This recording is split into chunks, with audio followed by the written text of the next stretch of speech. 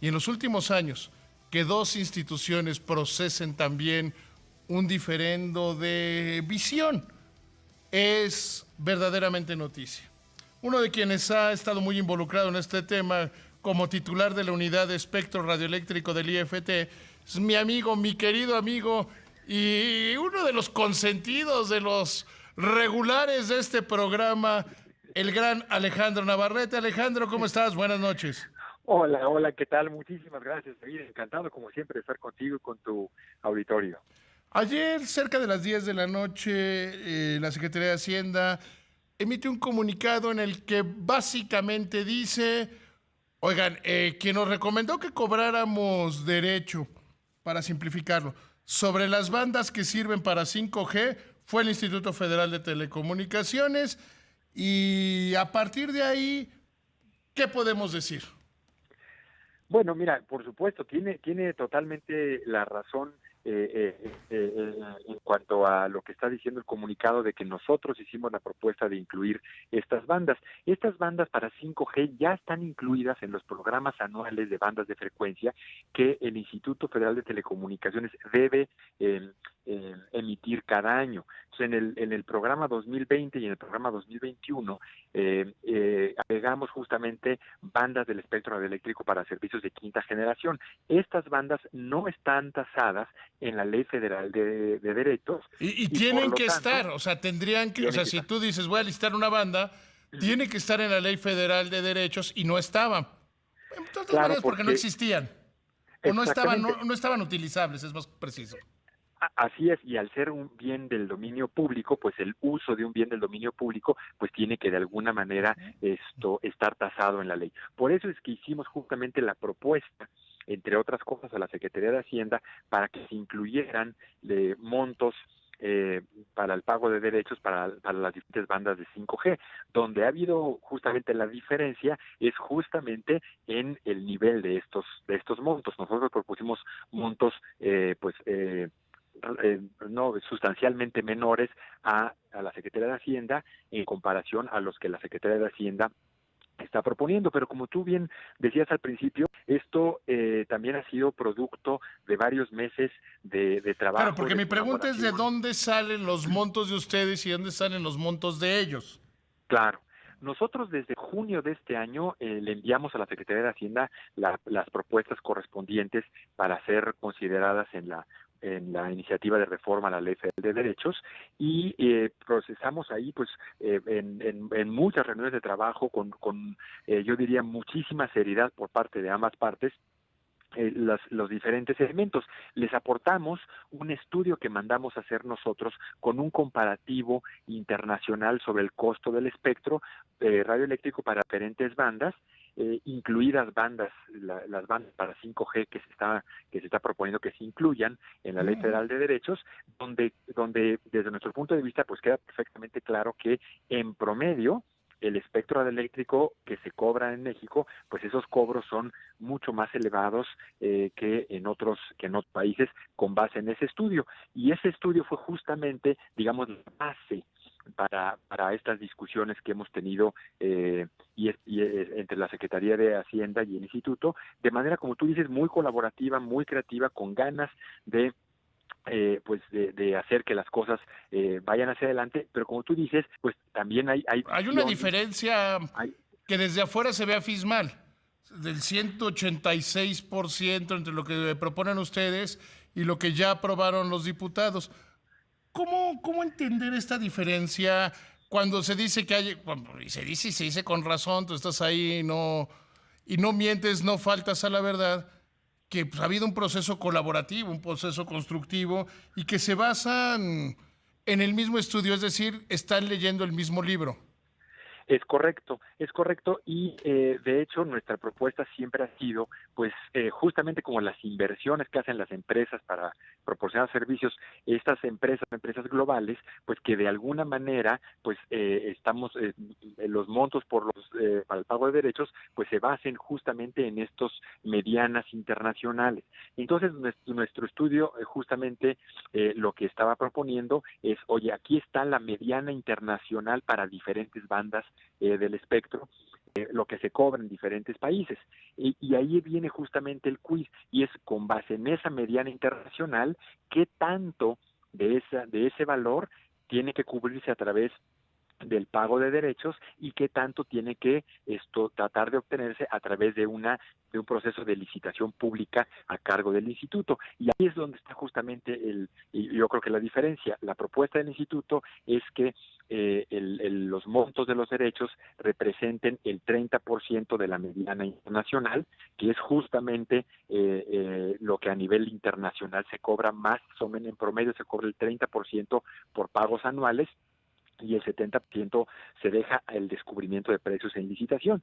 Pero la Secretaría de Hacienda, pues con una visión diferente, que es respetable, pero que no compartimos, es que ese 30% es demasiado bajo, y ellos propusieron el 80.5% en derechos como una cuota fija, y solamente dejar poco menos del 20%, pues como margen para el descubrimiento de precios en una licitación, lo cual consideramos nosotros que es demasiado pequeño ese margen para una licitación, y que de hecho pues tiene como efecto, como un posible efecto, pues un desincentivo a la participación en licitaciones, especialmente por operadores que sean pequeños o por nuevos interesados en entrar a la provisión de servicios de quinta generación en México. ¿Qué pasaría, querido Alejandro, entre uno y otro escenario? ¿Cuál es la diferencia entre un escenario y el otro? ¿Para dónde importa? Para los consumidores, ni siquiera para las empresas, para los consumidores. Mira, justamente los argumentos que nosotros hemos esgrimido es que el tener porcentajes del cobro total muy elevados en la Ley Federal de Derechos, justamente lo que hacen es que desincentivan la participación en licitaciones de espectro. Eso puede provocar que se queden los o bloques de espectro sin asignar. Si no se asigna el espectro, pues no se pueden desplegar los servicios de quinta generación. O si en vez de que se puedan asignar bloques muy grandes, solamente se asignan parcialmente bloques, entonces la calidad de los servicios para los usuarios finales va a disminuir. Y lo que queremos nosotros es incentivar que haya inversión en México. Como decía yo, estas empresas globales van a ver cuáles son los países donde les resulta más atractivo invertir, y si México no es atractivo, pues van a llevar sus inversiones a otro lugar. Entonces, y esta parte de 5G, como ya lo hemos platicado en otras ocasiones, pues es importantísimo por la transversalidad que tiene en su impacto en todos los ámbitos de la vida, en la cultura, en la medicina, en la educación, y más ahora con todo este asunto de la pandemia, A ver, teletrabajo. detente ¿No? ahí, porque creo que en esta discusión, y yo me siento en parte que he sido quienes han infundido este error, como que todo el mundo cree por la publicidad, por la simpleza, por lo que sea, que 5G es básicamente para tu iPhone. Y es mucho más que eso. Quizá no hemos explicado, gente como yo, la importancia que tiene en uno de los que podrían ser de los cambios más relevantes de las tecnologías de la información de los últimos años.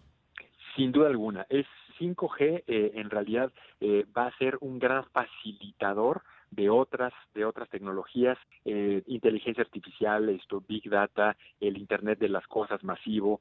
No nada más es tener más velocidad en los teléfonos celulares, tal vez eso sea uno de los menores atractivos que puede ofrecer 5G, sino este gran facilitador para Pero es el cuestiones más como... popular, Es el más popular y es porque el hoy más ves conocido. anuncios de 5G hasta en la sopa. Sí, pero ¿qué pasaría cuando pensamos en que 5G va a poder habilitar cuestiones como el transporte inteligente y el transporte automatizado, como la automatización de procesos agroindustriales, cuestiones que inciden directamente en la competitividad del país, y que eso, por supuesto, pues está vinculado directamente con la generación o no de nuevos empleos? Si son menos competitivos, las inversiones se van a ir a otro lado, los otros países van a ser más competitivos, y entonces toda esa manufactura y toda esa posibilidad de inversión no se va a crear en nuestro país. Quienes inviertan antes y mejor en 5G, pues van a llevar una ventaja comparativa enorme en comparación con otros países. De hecho, pues esto es parte de esta guerra, por llamarle de alguna, que hay en el despliegue 5G entre China y Estados Unidos. Quieren ver quién de los dos es el que es el pionero y el que es el que avanza más rápido. No es casualidad, no es nada más algo fortuito, es que está detrás inversiones multimillonarias y además pues una cuestión de competitividad que le va a dar una ventaja a los países que puedan invertir rápidamente, ¿no? Ahora bien, si termina siendo como lo planteó Hacienda, como ya lo aprobaron los diputados, que está en la Cámara Revisora, la pregunta que te voy a hacer ahorita, tengo que hacer un poco de tiempo para juzgarnos porque me vas a tener que esperar después del corte, Alejandro Navarrete, Con mucho gusto. es si es como lo plantea Hacienda, déjame dejarlo en positivo. ¿Cuáles son los retos que tendría el Instituto Federal de Telecomunicaciones, las empresas, para desarrollar esta red de 5G? Si te parece bien, regresamos con la respuesta, Alejandro. Con mucho gusto. Gracias, amigo. Vino platicando con mi amigo Alejandro Navarrete, quien es titular de la unidad de espectro radioeléctrico del IFT y sin duda, quizá el mexicano que más le sabe al espectro radioeléctrico. Querido Alejandro, entonces, lo ponía en positivo, cuál es el reto que tendrían ustedes de aprobarse la ley como está? Hay que recordar que la semana pasada incluso publicaron las bases para la primera licitación, estas que no generarán un derecho, un solo peso de derechos a esta administración, sino serán para la que viene y explícalo, si te parece bien, un periodo de gracia de 3 años. Con mucho gusto. Mira, si quieres empezamos por ahí. Por En donde tú la quieras. Muchas gracias, David, encantado. Lo primero es que en la iniciativa presentada por la Secretaría de Hacienda al Congreso se incluyó lo que se llama un vacatio legis. Esto es un periodo donde la entrada en vigor para la aplicación de estos derechos a las bandas de 5G no es inmediatamente a partir del 2021, sino puede ser a partir del 1 de enero de 2024 o a partir del 1 de enero de 2025 en función de la fecha en la que se entreguen los títulos de concesión de estas bandas.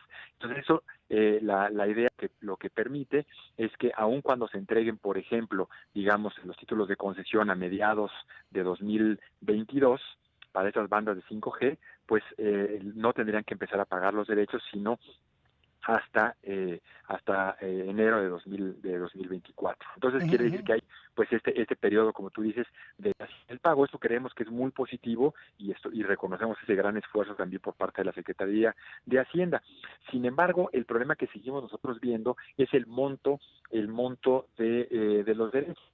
¿Por qué? Porque si es un monto alto, y hablando de los retos, y ahora me pasa la primera parte de la pregunta, el reto es cómo nosotros, como Instituto Federal de Telecomunicaciones, podemos diseñar una licitación de espectro para 5G que sea suficientemente atractiva, de manera que se pueda asignar deseablemente todo el espectro que pongamos en la licitación para que pueda ser, ya no hay espectro más caro que el que se pueda utilizar, ¿no?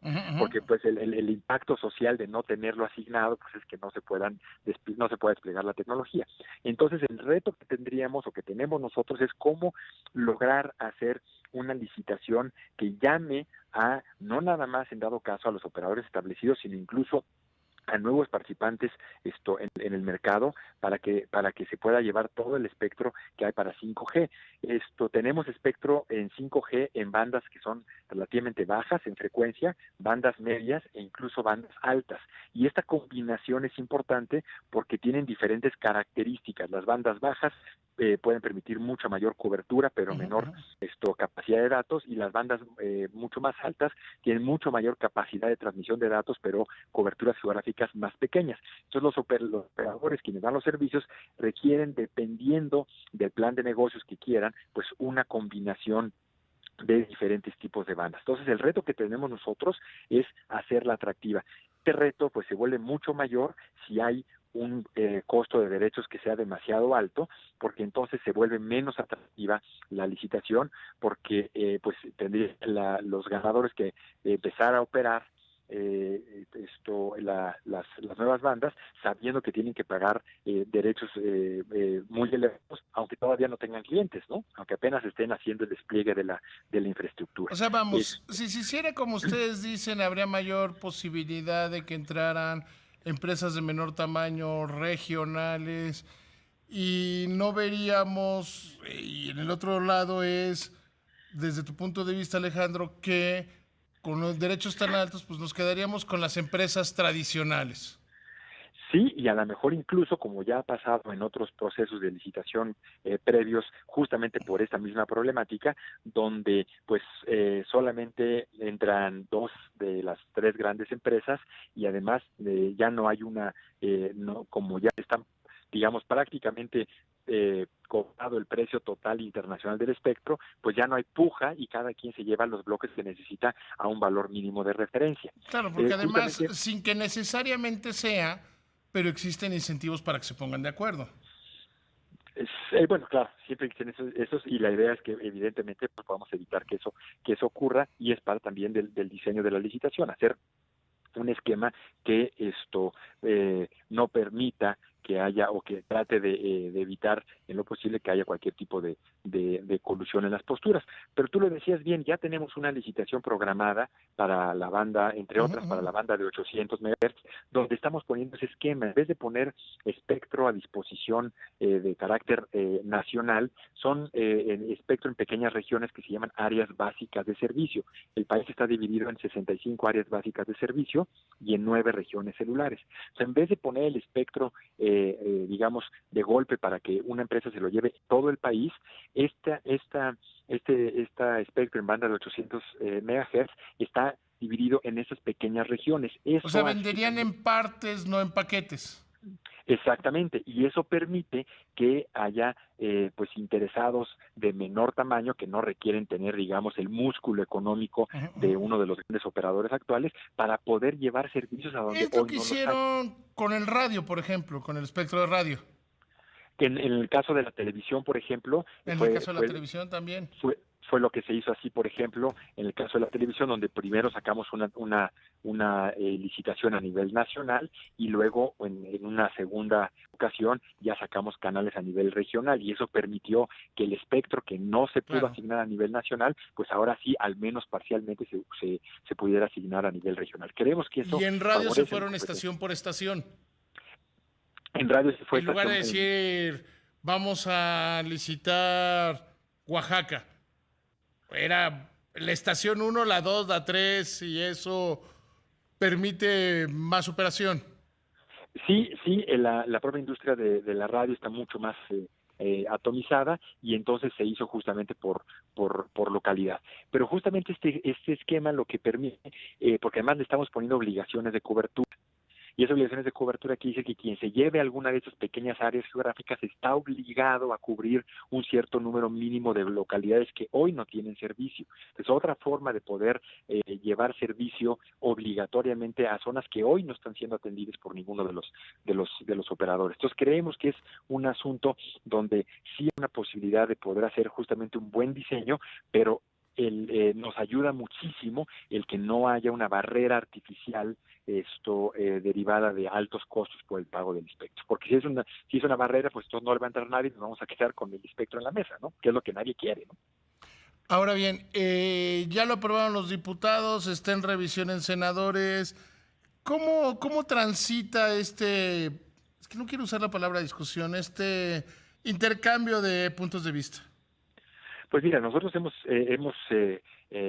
tratado de tener un diálogo abierto, franco, constante, tanto con la Secretaría de Hacienda y Crédito Público, como por supuesto con las y los diputados primero y después con las y los senadores. Como tú sabes, el instituto emitió un documento que entregó tanto al Congreso como a la Secretaría de Hacienda, pues casi 40 cuartillas explicando puntualmente cada uno de estos argumentos que estamos diciendo, con datos duros, con estadísticas, pues con todas las justificaciones que desde nuestra óptica pues justifican el poner montos en la Ley Federal de Derechos, pues que no representen una barrera a la entrada, que permitan que haya mayor competencia y que por supuesto el despliegue de esas tecnologías pues vaya en beneficio de todos en el país, ¿no? Desde el punto de vista operativo, ¿tú crees que todavía hay espacio para que los senadores lo revisen y lo corrijan?